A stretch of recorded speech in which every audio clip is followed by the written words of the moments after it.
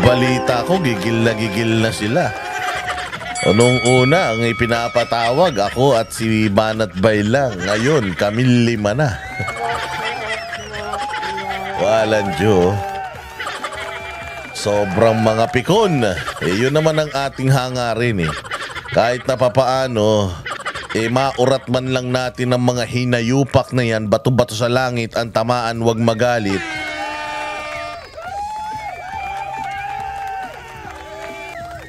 Alam nyo naman, ang ating boses ay nakakarating sa kinauukulan, kaya nga tayo ay pilit na binubusalan, kaya tayo ay pilit na pinatatahimik at tayo ay pilit na ipinatatawag dyan sa kanilang balwarte.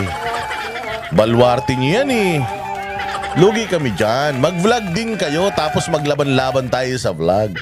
Kasi alam ninyo mga bossing, maraming mga vloggers ang bumabatikos hindi lang sa amin. Pati sa mga Duterte na puros mga kabulastugan din ang mga pinagsasasabi. Bakit ang pinatatawag nyo? Kami lang, ba't sila hindi? Napakaraming mga social media personalities na mapanakit ang kanilang mga content. Pero bakit tila mo kami lang pinapatawag nyo? Ano ibig sabihin yan? Nasasaktan kayo sa mga sinasabi namin? Sabi ko nga sa inyo, kung ayaw nyong masaktan, wag na kayong tumakbo. Pag private person na po kayo, kapag kayo po ay hindi na po pasahod ng taong bayan, kapag kayo po ay wala na sa kapangyarihan, maniwala kayo, wala na kaming paki sa inyo. Kahit na matulog kayo maghapon, wag na kayong gumising. Okay lang po sa amin yan. Pero hanggat kayo po ay pinasasahod ng buwis ng taong bayan, ang inyo pong trabaho ay dapat magserbisyo sa taong bayan. At kapag hindi nyo po nagagawa yung inyong serbisyong yan, makakarinig po kayo sa mga mamamayang Pilipino ng batikos. Huwag po kayong magagalit na kayo'y namumura. Mura lang yan. Hindi nakakamatay ang mura. Buti nga yan, mura lang ang inaabot nyo kami ngang mga Pilipino, sandamukal na kahirapan ang inaabot namin. Mahal ang presyo ng bilihin. Mahal ang gasolina. Mahal ang kuryente. Mahal ang tubig. Oo, lahat mahal. Kami na lang ang hindi minamahal. So mapapamura ka talaga. At kung kayo ay namumura, okay lang yan. Katulad ng sinasabi ko sa inyo, kung sa inyong pagganap ng tungkulin ay hindi masaya ang tao, mamumura talaga kayo. Ayaw nyo mamura? Kung ayaw nyo pong mamura, alayas na. Alis na sa pwesto. Alis na sa posisyon. At syempre, nagpapasalamat din po ako sa mga nagsusuper thanks sa ating channel. Yun pong nagbibigay ng konting appreciation, monetary, yung mga pakulay dito sa ating mga uploaded videos. Maraming salamat po sa inyo.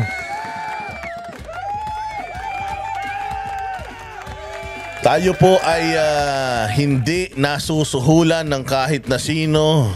Pero tinatanggap po natin ang inyong mga super thanks. Kaya maraming salamat. Ibinabalik din po ng Banateros sa inyo ang lahat ng inyong itinutulong sa channel natin. Rest assured na hindi tayo matatakot kahit na anong klaseng harassment pa yan. Kahit na ilang beses na patawag pa yan. Mantakin mo adjourned na ang Kongreso and adjourned na ang Senado, pero nagpapatawag pa sila ng special sessions para lang grabe ka-importante ng grabe ka-importante ng mga vloggers talaga. Mantakin mo kahit natapos na yung kanilang sesyon, tapos na yung kanilang opisina, may special office. May special na patawag po sila sa mga vloggers. Talagang gusto nilang durugin. Pero meron po kasi tayong petisyon. Meron po tayong petisyon dyan sa Korte Suprema. Kino-question po yung legalidad netong pagkakandak ng hearing na ito patungkol dyan sa fake news daw. Patungkol sa Pogo Vloggers at Narco Vloggers. No, dahil para sa atin lahat nagsama-sama ang Magnificent 38, yan po ay pagsikil sa karapatan ng malayang pagpapahayag. Wag po kayong balat sibuyas mga sir. Opo, wag po kayong balat sibuyas. Kasalanan nyo po yan.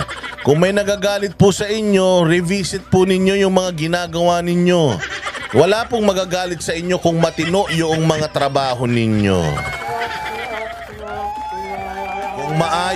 Kung maayos po ang ganap ninyo sa pagtatrabaho ninyo, pagganap ninyo sa inyong tungkulin bilang mga mambabatas, kasi parang buong 3 taon ang nakita lang namin yata sa inyo magkandak ng mga hearing. Ang daming problema ng bayang Pilipinas. Kahit puli-pulin nyo lahat ng mga vloggers, mga bossing, marami pa rin mga Pilipino ang magsasalita. Marami pa rin mga Pilipino ang gagamit ng kanilang mga social media para magpalabas po ng mga sama ng loob. Dahil po, hindi naman kasalanan ng vloggers kung ang presyo ng bilihin mataas, ang cost of living mataas, hindi na akma sa sweldo, kung ang traffic ay sobra-sobra. Hindi, kahit ikulong nyo kaming lahat ng mga vloggers, ilang milyong mga Pilipino ang nakakaranas ng kahirapan sa buhay, magrereklamo at magrereklamo po yan. Kung sinasabi nyo na kayo ang boses ng mga mamamayang Pilipino, kaya kamo yung pirma ninyo dyan sa impeachment, yan daw ang boses ng Pilipino. Ganon din po kami. Yung mga nagla-like, nagsishare, nanonood sa amin na mga libo-libong mga Pilipino at umaagree sa aming mga reaksyon nag-agree sa aming reaksyon, ibig sabihin po niyan, pare-parehas po kami ng pinanggagalingan, ng nararamdaman, pare-parehas po kami ng sitwasyon, kaya po kami nagkasundo-sundo. So instead, ipatawag nyo yung mga vloggers dyan sa Kongreso para sa inyong special sessions. Mabuti pa, ayusin nyo na lang po yung trabaho nyo sa mga nalalabing panahon nyo dyan sa Kongreso, dahil next Congress, sigurado ako wala na kayo dyan. Exposed na po lahat ng mga kabulastugan ninyo dyan. Oo, exposed na po ang inyong panggigipit sa mga mamamayan, lalong-lalo na sa mga nagpapahayag lang ng kanilang saloobin. Kami pong mga banateros, kami po ay hindi naghahatid ng balita. Kami pong mga banateros ay nakakatanggap lang din po ng mga reklamo galing sa mga tao, at kami lang po ang nagvo-voice out nung mga reklamo nila. Silang mga hindi kayang bumatikos, kaming gumagawa nun para sa kanila. Silang mga hindi kayang magmura, kami ang gumagawa nun para sa kanila. Silang mahihina at walang plataforma at walang mga platforms katulad namin, kami po ang nagre-represent sa kanila. The reason why they watch our videos, they watch our reactions, it's because pare-parehas po kami ng opinion. Kaya bato-bato sa langit ang tamaan, wag magalit. Kung ayaw po ninyong napupulaan, wag po kayong mag-congressman, mag-senador, mag-presidente, vice president, mayor, konsihal, gobernor, vice-gobernor, vice-mayor. Or, might as well, wag na rin po kayo magpa-interview para hindi po namin nare-reaksyonan yung mga interviews ninyo. Again, kami po ay kumukuha ng balita from legitimate sources, at kami po ay pinipresenta yun at nagre-react doon. Hindi po kami naghahatid ng balita, bagkus nagre-react po kami sa mga balita. And that being said, mga bossing, meron na naman po tayong ibabalita na sigurado ako masasaktan ang mga congressman at ang mga senador. Kasi nga po, dito pa rin po sa usapan ng budget, sabi ko nga sa inyo, ang talagang pinagtatakpan nitong mga kumag na ito ay itong BICAM report na blanco-blanco na inamin ni Kimbo na meron ng blanco, at sinabi niya na ang may kasalanan dyan ay ang technical working group. Na according to Pantaleon Alvarez, ang trabaho lang ng technical working group is i-correct yung mga typographical errors, grammatical errors. Yun lang po ang kanilang trabaho. Hindi po sila allowed maglagay ng mga presyo-presyuhan dyan sa mga blanco. Ngayon, kung ang sinasabi nila, hindi, ano na yan, may presyo na yan. May presyo na pala, ba't hindi nyo pa inilagay? Bakit blanco yung nandoon? Lokohin nyo, lelang nyo, kaya kayo napupulaan, tapos napipikon kayo kasi yung mga kabubuhan yung mga dahilan, bistadong-bistado ng taong bayan. Mantakin mo ha, lugi-lugi na nga kami sa inyo eh. Meron na ngang mga vloggers na kakampi kayo na pondo rin ng gobyerno di umano yung mga ginagamit para sila ay bumatikos sa aming mga bumabatikos sa inyo at sa lahat ng mga Duterte, hindi ba? Meron na nga kayong ganyan, may army na nga kayo, may mga troll army na nga kayo, meron na nga kayong mga likers na mga taga Indonesia, Thailand, Vietnam, India sa mga post ninyo tapos mag-iinitan nyo pa kami. Tingnan nyo mga bossing ang nangyari. Ito nga, si Senator Bato de la Rosa mga bossing ay meron siyang malupit na meron malupit na revelasyon si Senator Bato de la Rosa patungkol mga bossing dito sa dito sa issue ng blankong GAA. Baka hindi nyo pa naririnig ito, malupit po ito. Matindi po itong balitang ito mga bossing at sigurado ako masasaktan na naman itong mga balat sibuyas nating mga congressman. Sabi pa nila, bakit bakit hindi nyo binabanatan ng Senado? Bakit Kongreso lang? Bakit ang dinimanda nyo? Si Romualdez lang and so on and so forth. Kasi nga po, doon nga po yan nagsimula. From Congress po, doon po yan mapupunta sa BICAM, di ba? Pag BICAM o naaprubahan na sa BICAM, babalik ulit yan sa Kongreso para sa imprentahan, sa printing. Tapos, pupunta na yan sa presidente. Doon nga po nangyari. Hindi naman yan bumunta sa Senado eh. O pagkagaling sa BICAM, di ba? Yung BICAM, blanco-blanco. Ibabalik kasi yan sa Kongreso eh. O so saan na fill in the blanks? Di sa Kongreso. Kaya yung Senado, sila naman na susunod, huwag kayong mag-alala. Pero pare-parehas kayong mga sinungaling kasi sinabi ni Chis Escudero, hindi totoo yun. Si Grace po, hindi nagsasalita. Si Martin Romualdez, pagdating dito, wala ring kuda. Ang actually nagsasalita para sa kanya, yung kanyang mga tsuwariwap eh. Yung mga tsuwariwap niya na ang kasagutan sa issue ng GAA at ng BICAM report, ito ipatawag ang vlogger, i-impeach si BP Sara. Kaya kayo pinagtatawanan ni Chis Escudero eh. Sabi niya, minamadali nyo daw yung Senado pagdating sa impeachment. Ang tagal-tagal daw niyan nasa inyo. Ngayon kung kailan matatapos na yung sesyon, kung kailan magsasara na yung tindahan, saka kayo kakatok at bibili. So dito sa video na to, marami kayong malalaman kung papaano at kung ano talaga ang katotohanan diyan sa hinayupak na BICAM report na yan, na may mga nagsasabi, di ba? Sabi nitong mga kumag, si Larissa Ontiveros, hindi daw totoo yan. Sabi nila Villanueva, tsaka ni Gatchalian, hindi daw totoo yan. Sabi naman sa Congress, nakita daw yan ng Makabayan Black, ni Franz Castro, at tsaka nito ni Raul. At si Kimbo, inamin din na meron. So ano ba talaga? Kaya nga, pinakamagandang pinakamaganda dyan is talagang isampa na sa kinaukulan, and yung mga nakakaalam ay dapat na magsalita na tungkol dito kasi si Senator Bato at saka si Amy, sila yung nagsasabi na talagang meron eh.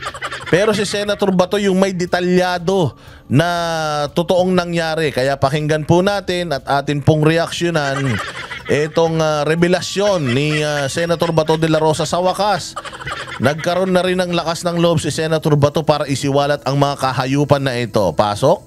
Kung gaano nila dinisregard yung, kita naman siguro niyo yung mga balita, di ba? Tingnan niyo kung gaano nila dinisregard yung legal process, yung proseso ng aming budget. At the opening of the Bicameral Conference Committee, since I was Vice Chairman, ay automatic membro ako ng BICAM because ako ang nag-sponsor sa budget ng DND, Armed Forces, PDEA, and other agencies. Alam nyo, nagmanifest akong klaro. Talaga, nagmanifest ako. Because of my experience, our experience, during the last budget, na kung saan nagulat na lang kami, no? Pagkatapos ng budget lumabas, meron palang pundo ng AKAP. Sila-sila lang sa House of Representatives ang gumagamit.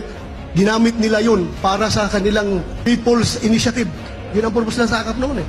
Gulat na lang kami, para kaming tanga. Because of that experience, sabi ko, nag-manifest ako during the opening. Sabi ko, Madam Chairman, may I manifest that before we sign the BICAM report, please give us ample time to scrutinize everything. Yun na, so humihingi si Senator Bato ng ample time. Ano ibig sabihin ng ample time? Hindi yun hindi apple, mansanas, hindi ibig sabihin ng enough na oras para mabasa natin lahat. To scrutinize everything. To study. Hindi katulad ni Bongbong. Si Bongbong nag-aral sa ano lang niya, sa bunganga lang niya. Pinag-aralan ko yung 4,000 na pages. Putang ina niyan. Pinag-aralan mo yung 4,000 na pages, mali-mali yung mga figures na nandoon. Nagagalit ito si Remulla, na dating governor ng Cavite na si Remulla, na DILG secretary, dahil yung napagkasunduan sa Kongreso. Pagdating sa kanya, iba. Pagdating sa GAA, iba. Mali-mali yung mga presyo, kaya nga sabi mo, sige, ibalik natin. Hindi ba? Tapos sabihin mo, inaral mo. Tapos meron pa, marami pang iba eh. Yung iba pa rin mga ahensya ng gobyerno, ganun din. Katulad niyan, ang nirequest ng Congress na kanilang budget, 16 billion plus.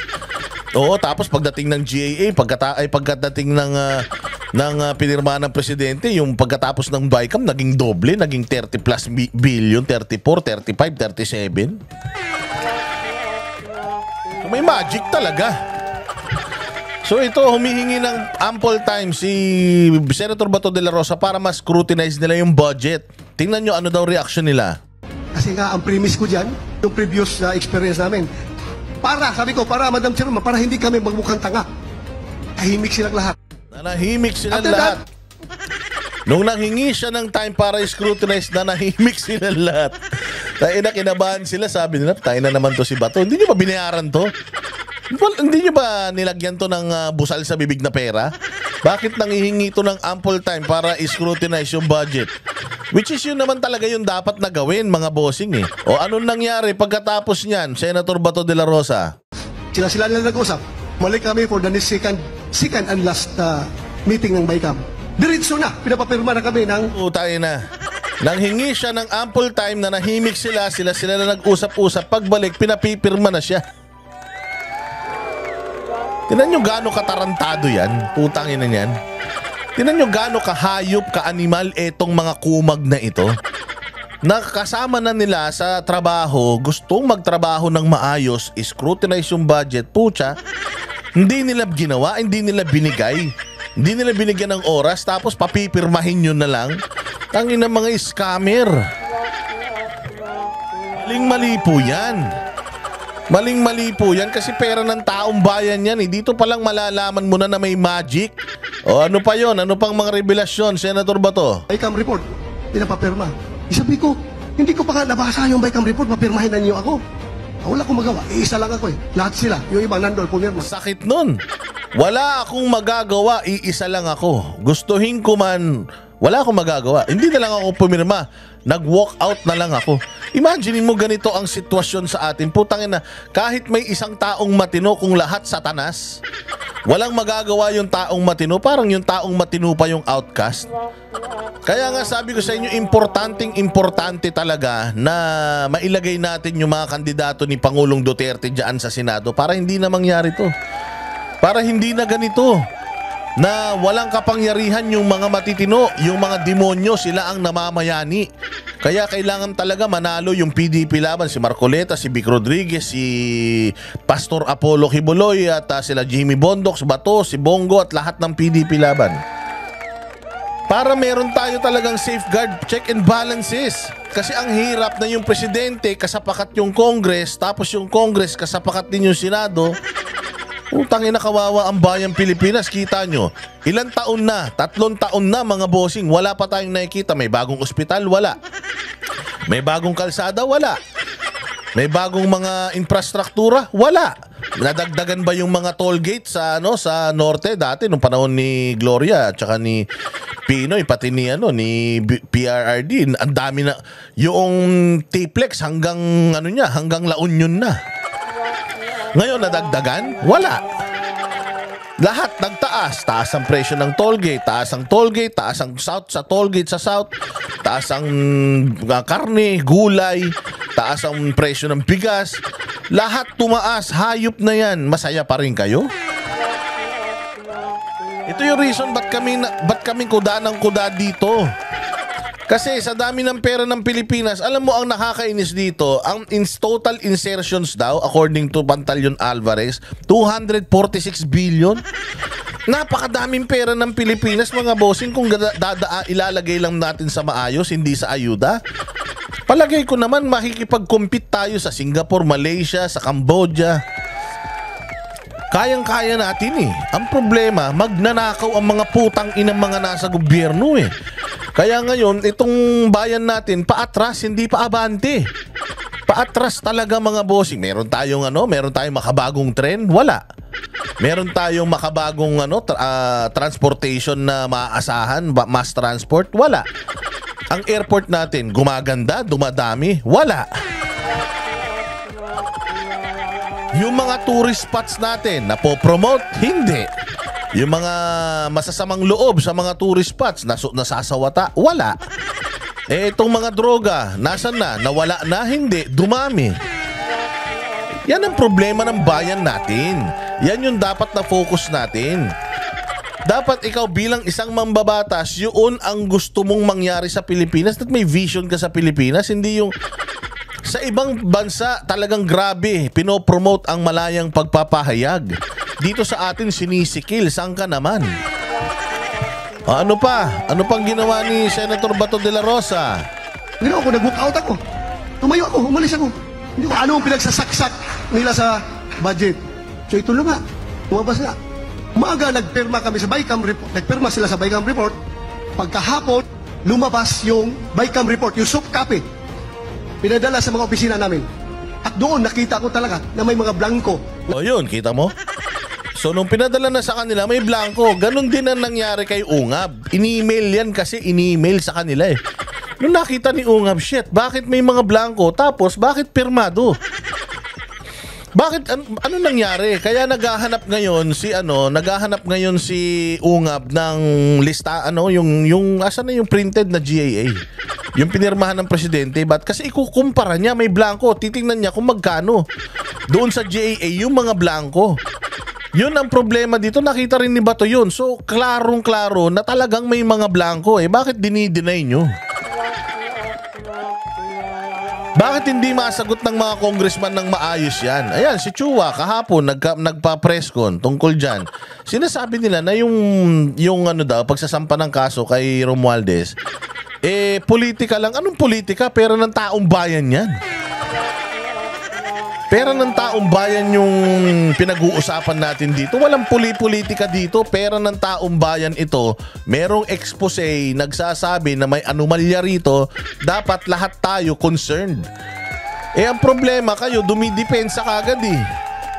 Bakit nyo dinidepensahan?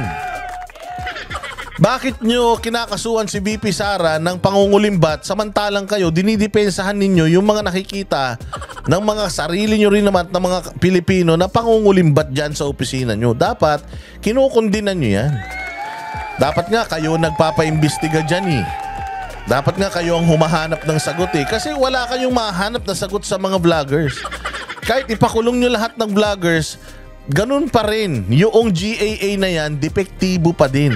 Hindi yan masosolve ng inyong pananakot sa mga vloggers. Kasi pag nawala kami, mayroong papalit sa amin, maniwala kayo. Kahit ipakulong nyo kami lahat, someone, somewhere will emerge and will criticize you dahil nga mali yung ginagawa nyo eh. Pero kung tama ang ginagawa ninyo, okay lang yan.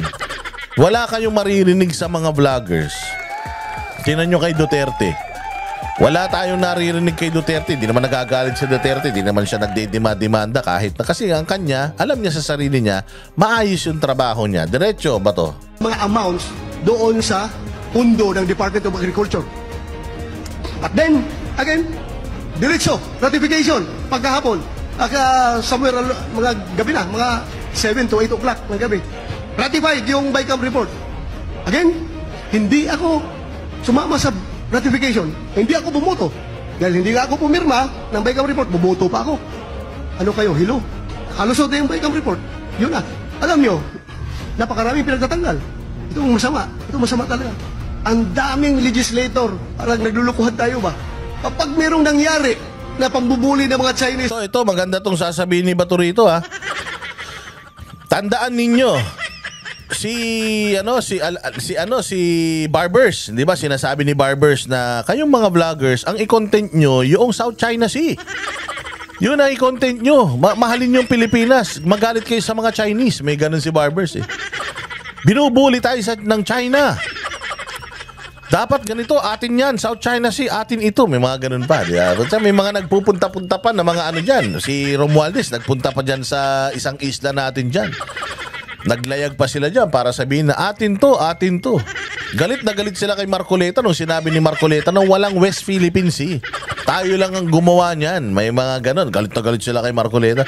Galit na galit sila na tayo'y binubuli dyan sa South China Sea. O tingnan nyo kung anong kaplastikan at kaipokritohan yung mga congressman, senador at mga personalities.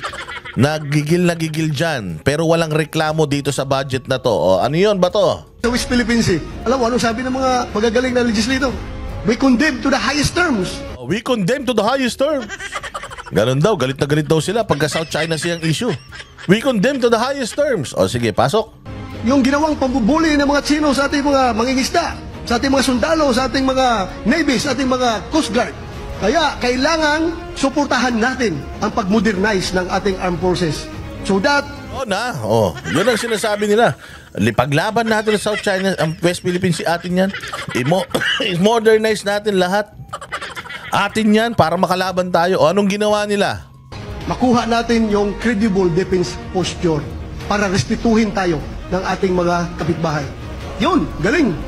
Pagdating na budget deliberation, yung 50 billion na AAP Modernization Fund ng net na sinabit ng Malacanang to the House of Representatives, napiyasa nila ng 10 billion. Utang ina.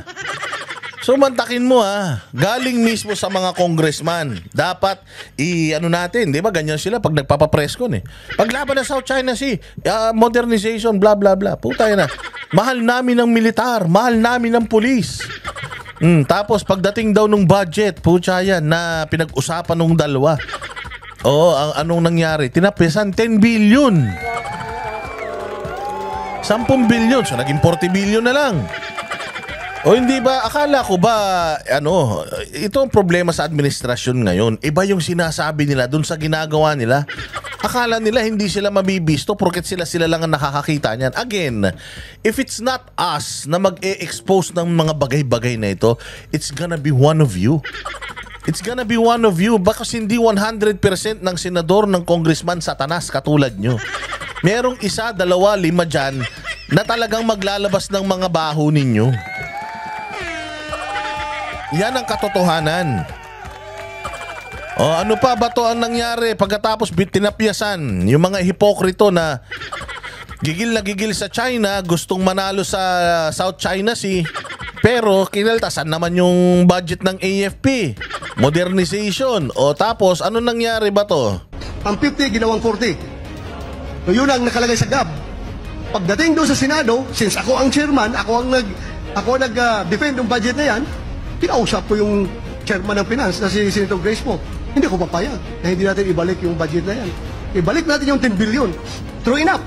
Nabalik namin ang 10 billion doon sa Senate version, 10 billion. Naibalik, 50 billion ulit. Ang galing. Sa Senate version, naibalik. Ang galing talaga ni Grace po. Tapos ano nangyari? Pag-akyat doon sa bike. Ito ang maganda kay Bato de la Rosa. Talagang ipaglalaban niya. Pag alam niya tama, palakpakan natin siya. Hindi ako papayag. Hindi ako papayag. Kayo may gusto niyan, eh. Ako ang nagano ng budget niya, walang kwenta ko namang endorser. Kung hindi ko, ibalik niyo yung 10 billion na yan sa military yan, eh. Kailangan natin yan. Late na nga tayo, eh. Kahit nga bala, wala tayo, eh. Ibalik niya. So ibinalik. Ano nangyari? Paglabas sa BICAM, mas malaki pang tinapyasan ng 15 billion. Tanginan yan. Mantakin mo. From 10 billion, pagbalik sa Bicam, putya, natapyasan pa ng 15 billion. At pinirmahan to ni Marcos. Akala ko Marcos ni-review mo. Akala ko Marcos, galit na galit ka sa mga Chinese dyan sa South China Sea pang bubuli sa atin. Bakit yung budget na 50 billion, ginawa mo na lang 35 billion? Di ba dapat nga tinaasan mo pa yan kung talagang mahal mo militar Anong ginagawa nyo? Tapos ngayon nagagalit kayo kapag sinisita kayo. Putang ina, itong mga kabulastugan na to. Malalaman ba namin to kung di rin dahil sa inyo? Kayo rin naman na naglalabasan ng mga baho ninyo, nire-reactionan lang namin, tapos papatawag nyo kami. O yun, nakakalungkot. Iba ang sinasabi, iba ang ginagawa. Kaya kayong lahat nandito, please educate our voters. Aside from campaigning for us, lahat na dito sa screen, ating mga kandidato, aside from campaigning for us, also please educate our voters to use their vote wisely. Bantayan ninyo yung mga politiko na ganyan. Ibang sinasabi, ibang ginagawa. Niluluko lang tayo. May mga politiko dyan, bantayan ninyo. Bantayan ninyo yung mga tao na yan. Yan, napakaganda. Napakaganda nitong statement na to ni Senator Bato de la Rosa na bantayan ninyo yung ating mga boto, bantayan ninyo yung ating mga kumakandidato at yung ating mga ibinoboto. Kasi at the end of the day, tayo ang nagbibigay ng kapangyarihan para mangulimbat, para gumawa ng masama sa bayan, etong mga hinahalal natin. Kaya kailangan mamili tayo kung sino yung mga karapat-dapat na hinahalal natin. Dapat ang ilalagay natin sa posisyon yung talagang may pagmamahal sa Pilipino at sa Pilipinas. Kasi mapanling lang ang mga yan. Napakadaming pera ng Pilipinas. Money is the root of all evil, mga bossing. Sa sobrang dami ng pera ng Pilipinas, ano yan? It's kumbaga para siyang naka-open lang siya, pwede kang dumampot na lang. Basta nasa kapangyarihan ka. Walang masyadong natatandaan ninyo unang-una pag upo ni President Marcos, ang tinanggal niya agad yung commission na opisina ni Greco Belhica na nagdedemanda sa mga kawatan sa gobyerno. Tinanggal niya kagad yun, mga bossing. It's a proof na talagang mangungulimbat lang ang mga to. Kahit sino na lang pwedeng dumampot sa pera ng taong bayan. Pero tayong mga taong bayan, wala tayong access dyan. At para manahimik tayo sa kanilang pagnanakaw, ang ginagawa nila, nagbibigay na lang sila ng ayuda, kumbaga para na silang si Robin Hood. Na magnanakaw sila, tas bibigyan kanila ng parte doon sa mga ninakaw nila. Sa totoo lang, deserve natin na maambunan tayo ng grasya. Pero hindi natin deserve na meron mga politiko na kumukuha ng pera natin tapos dinadamay tayo sa katarantaduhan nila. Kaya wag tayong papayag na maging part tayo ng corruption. Huwag tayong papayag na basta na lang tayo mananahimik at pipikit ang mata dahil pinapalamon nila tayo. Hindi po. Baliktad. Wala kayong utang na loob sa mga politiko. Ang politiko ang may utang na loob sa inyo dahil kayo po ang naglagay sa kanila dyan at pinasusweldo po natin sila. Habang sila ang sasarap ng buhay, tayo rito sa baba, Diyos ko po, isang kahig, isang toka. Kaya parang awa na ninyo. Merong mga kandidato dyan na talagang malinis ang kanilang track record. Maganda ang kanilang mga resibo. Hindi pa man sila nagsisilbi sa bayan. Kaya ako talagang ipinupush ko si Pastor Apollo Quiboloy at ang buong PDP laban. Dahil kung si Pastor Apollo Quiboloy, zero corruption, pag may nakitang mali yan dyan sa Senado, I am sure i-expose niyan. Wala nang iba ang mayroong good moral ascendancy kung hindi si Pastor Apollo Quiboloy at ang PDP laban. Alam natin na si PRD hindi yan siya mag-i-endorso ng mga kandidato na mga magnanakaw. Kaya nga 'di ba una pa lang sinabi niya na si Bongbong Marcos ayaw niya. Hindi tayo nakinig sa kanya. Kita mo nangyari sa bayang Pilipinas. Mantakin mo 3 taon pa lang. Ganito na hirap ng buhay natin. What more kung another 3 years, hindi ba? Tapos hawak niya ang Senate at ang Congress for another 3 years. Papayag ba kayo nun? papayag ba kayo na si Inday Sara gusto natin na magtrabaho para sa atin, pinili natin na magtrabaho para sa atin, papatanggal na lang nila? Huwag tayong pumayag mga bossing. Okay, so maraming salamat sa inyong pagtangkilik sa ating vlog. Pag hindi na tayo nakapag-vlog, ibig sabihin na ipakulong na tayo ng Congress. Okay lang makulong basta para sa Pilipinas, para sa taong bayan at para sa ipinaglalaban. Pilit mo man kaming patahimikin, hindi mo kayang sikilin ang aming prinsipyo at ang aming kalayaan sa pagpapahayag kahit nasan kami. Nasa loob kami ng kulungan, nasa ilalim ng tubig, nasa eroplano. Kami po ay maglalabas ng aming mga reaksyon na aayon sa aming prinsipyo. Maraming salamat mga barateros. Mabuhay kayo, samantalahin ninyo na kami nakakapag-content pa. Kami nakakapag-content pa bago kami ma-contempt. Maraming salamat, mabuhay, mag-like and subscribe and share. At importante po ang pagla-like at share mga bossing. Okay, see you again next vlog.